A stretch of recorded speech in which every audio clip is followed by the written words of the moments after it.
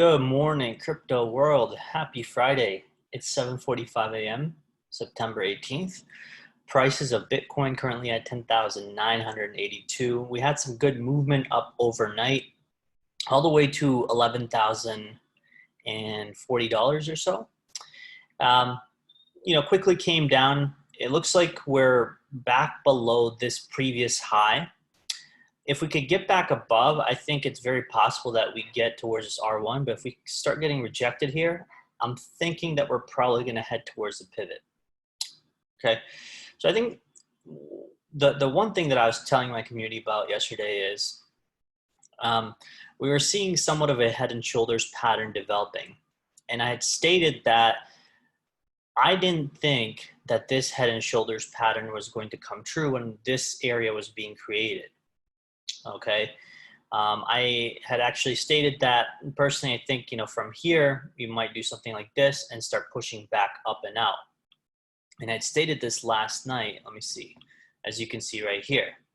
Okay, I'd stated that if you get the pullback in a failed right shoulder, this could be a long position all the way to this R1 area, 11,040, 11,075 target. However, if you start seeing a break past the neckline right here, which is the blue line, okay, and again, I posted this last night, as you can see, just when a new daily had opened.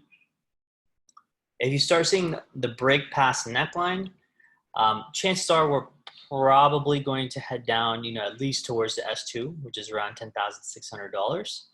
And if we break past that, then I would probably figure that, we're headed all the way down here towards the 10,250 area, which is a key SR level over here. Okay, but it looks like my first situation, first scenario rather, came true, which is a failed right shoulder. And I love those patterns because everyone is actually looking to capture this right shoulder formation and thinking that, okay, I'm going to short early, right, and hope that this thing breaks the neckline. But in fact, price actually reverses, and these are the perfect patterns to trade. So that was something that I was looking for. Yesterday, as I told one of my members, you could potentially long this, as you can see, back to 11K, with a stop below the neckline if you do see that failed head and shoulders pattern. Okay. Now, if we go back to the 4 hour and higher time frames, things kind of still look a little iffy around here. But I got to be honest, I just don't really know why we'd be topping around here versus this order block, which is right above us, where we consolidated and then broke down, because we also have a couple of other metrics, that are facing us right there. Number one, we have, let me see here, let's turn this on, right? I talked about this before, my 50 moving average right there, as y'all can see, okay, right around that area, which is 11,000, currently around like 11,275. Okay, so that's a good $200 from where we are right now, or I guess $300 from where we are right now. So that's not bad. I think it's possible because historically, whenever we've come back very close to that the 50 moving average, which is the red line right there, we've seen a pretty big sell-off. And so it's not necessary that we have to touch that perfectly, but I think there are other things lining up, which is, this order block right here, which also has the R3 pivot right there, all of which could suggest, we make our next potential move down if we get rejected right there. Okay, again, my base case for adding longs or going back into altcoin positions is if I get breakouts above the 50 moving average, breakouts above this area with high volume, in which case that would indicate we get above this area right here and above this descending trend line right here as well. All right, in which case I really don't mind longing, to be honest. I don't see any reason why I'd want to a short if I'm way the heck up here, all right? So I think right now I'm still thinking we have a bit more upside left. You know, I'm thinking that, this oscillator might give us a nice bearish divergence too, where, price might start moving up, print a higher high, and then over here you get a lower high on the RSI. So you will basically have multiple factors, multiple reasons to effectively go short right here. You'll have the bearish divergence, the order block right here, and then of course the 50 moving average, which is coming up around that area, and then of course the R3 pivot. Okay, now on the daily, right? On the daily, as I'd stated, we've partnered up with someone who has a suite of indicators. There's different indicators. This current one that you're seeing right now is the trend maker, we call it, and effectively it's a moving average based indicator, right? So it has a bunch of ribbons, bunch of different moving averages, but it's not as simple as just throwing out a bunch of different moving averages, because it's combined of EMAs and SMAs. And so what it's telling us right now is, as we come into this red ribbon cross area, this is generally the area that we should start seeing a reversal out of. Okay, so like from here, we should start rolling over.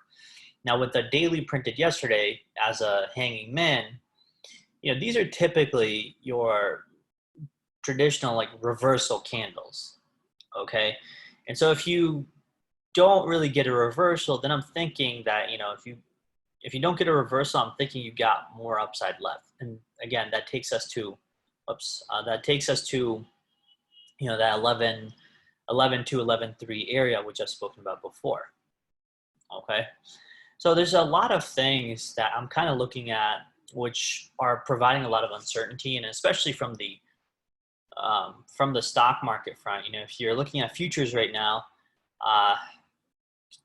I mean, I was thinking that this could be like a rising wedge, but really, I don't know. I guess it could just be like a mini channel. Let's see if we could draw it out, right? Maybe it's, I don't know, something like this, or I guess you could get a rising wedge out of it for sure. Kind of like that. Lots of like tightening happening in there, Yeah, so I'm thinking this is a decently looking rising wedge. And the thing about this rising wedge, the reason it's important is because if you start breaking down from here and you start heading to the lows again, okay, well, what does that indicate? Well, here's the thing, right? Over the past several days, if you've been following the stock market, since beginning of September, we had a pretty big sell-off, and then we're really just ranging in this area, okay? Not only that, I mean, yesterday, in fact, yesterday we actually pushed up, pretty high, like maybe 100 points or so in the NASDAQ futures, and then we rolled back down, towards the range low. And so now, you can kind of see this right here, this level right here. It's also sort of a basic SR level within this larger context of a range. So I'm thinking that if we start getting rejected here, well, then we should start heading to range low. And if we start breaking that range low, we should start obviously going lower. How does that impact Bitcoin? Well, I mean, for the most part, we know that there's a very strong correlation between the stock market and between Bitcoin, right? Or the other way to look at it is, there's a very strong inverse correlation between equity markets and the dollar. And of course, the dollar and Bitcoin in the same manner. So I'm looking at the dollar kind of in this mini range in its own little, area. So it's coming to the bottom S1 level 2. Now, if it starts breaking the S1, I think that is very good sign for equities in Bitcoin. If it starts breaking up, let's just say it breaks past this pivot, the fact that we've hammered this ascending trend line numerous times, I'm thinking sooner or later we're going to break it. If we break it, well, then we should probably start preparing for bigger downside ahead. The bigger downside is, I've listed these levels before. I've been watching these for a while. My positioning in the market right now is I still have a decent amount of, not a decent amount, I actually have a few altcoin long positions. I still, of course, have my Bitcoin spot. But if we start coming up to this area, like I spoke about 11.2, 11.3, and we start rolling over, well, that's, at least for me, that's my exit sign, right? That's my sign to start closing out my altcoin positions, closing out my some of my spot, and possibly, maybe even hedging short heavier. I'm currently already in a short, but right now it's obviously not going so well. My average is like 10,500 or 400, something like that. So it's not that great. So I'm at a loss, but it's a hedge, and I'm prepared, all the way up to like 12,000, 12,200 to close out my position if necessary. But that's how hedges work, right? To protect one side of your position, you have to open up, the other side, just in case, the market goes the other way. That's literally the point of hedges, And so I'm kind of, in a bit of a pain in my short position. But, I also took a small scalp position yesterday. So I'm taking trades, wherever I see fit. Let me see here. Like this one right here, I took this trade yesterday when price was at, where was it? Price was at like, what the heck was it? Yeah, price was at 380 or something, and I took a trade right there, as you can see, 380.5 or so. And, I was really hoping that ETH would get to $400, but I don't know if it did actually overnight. Yeah, it came pretty close. It went to like 395, but I sold out right around like 387. So I made like, I think close to 2% profit, right there. The thing is, in market conditions like this, where I know I'm looking at a bigger picture where price could be potentially reversing or could be coming up to an area where things are a little iffy, I don't like, sort of gambling heavier and thinking that, okay, well, I think we're going to break resistance. It doesn't matter, right? I can think whatever I want, but what are the odds saying? What are the indicators saying? What are, the other metrics saying? Like, for example, you can make a very good argument about, say the volume profile, even in this area, or not only the volume profile, but you can make an argument about, how the RSI is coming up to potentially creating another bearish divergence, or coming out of, just out of overbought territory.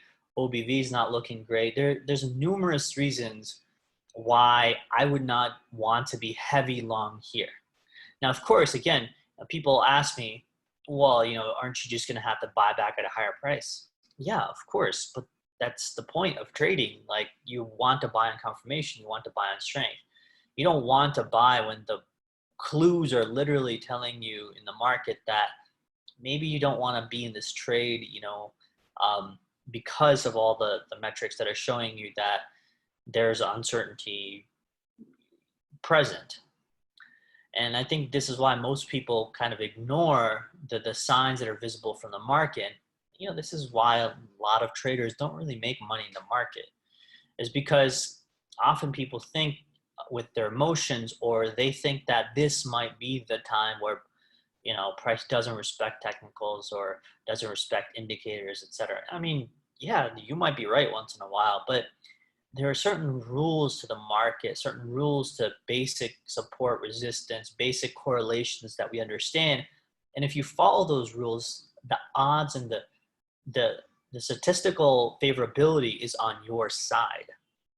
So you got to ask yourself, if you're in a casino and you're kind of gambling, and someone tells you that, hey, if you just, play this game and you have higher odds if you just follow the rules, right? And so, you have a high percentage guaranteed to make money, versus another time where you may think that, okay, let me just keep with this bet and, bet heavy, and your odds are much lower, but chances are you're probably going to bankrupt yourself, before you can ever, get to that point of making that one lucky draw, right? And I think the markets are the same way. The markets reward the patient. They reward those that follow, a set of rules, especially when it comes to risk management, right? That's a big thing that we preach in our community is, risk management, setting stops, taking profits. This is something that we really, kind of empower our community with in terms of knowledge, that we let them know there might be times where you may feel like, you have the market right and you're going against the rules of setting stops or taking profits, or market keeps going up, but chances are sooner or later those rules are going to bite you in the butt. And you don't want that, right? You want to be able to take your profit and use that money for your life and for your own well-being, rather than staring at your screen all the time and becoming emotionally invested. Okay. The other thing that I want to talk about is, obviously ETH is something that I like to follow quite a bit. And I think even ETH is coming up to an area which is right around this $400 marker, which is, this is the monthly pivot. So I'm thinking that, maybe we get up to this area and then we start reversing down, right? And that, if that's the case, well then, that should, if Bitcoin's going to follow, that should take Bitcoin to 11.1. See, here's the thing. The order block right now is a low, as you can see, 11,165 is the low. And the high right here is printed at 11,496.